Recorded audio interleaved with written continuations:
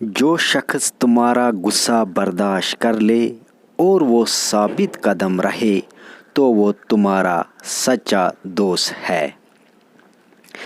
ظاہر کی آنکھ سے نہ تماشا کر کوئی ہو، دیکھنا ہو تو دل دیدہ کرے کوئی۔ بس جان گیا میں تیری پہچان یہی ہے، تو دل میں تو آتا ہے سمجھ میں نہیں آتا۔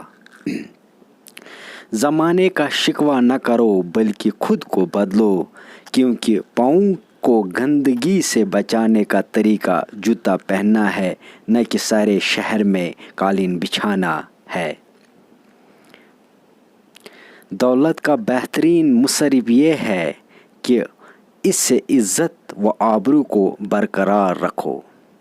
جسمانی امراض پرہیز سے جاتے ہیں اور روحانی امراض پرہیزگاری سے۔ مومن کی راحت کس میں ہے؟ اگر غفلت ہوگی ہو تو سجدے میں، اگر گناہ ہو گیا ہو تو توبہ میں۔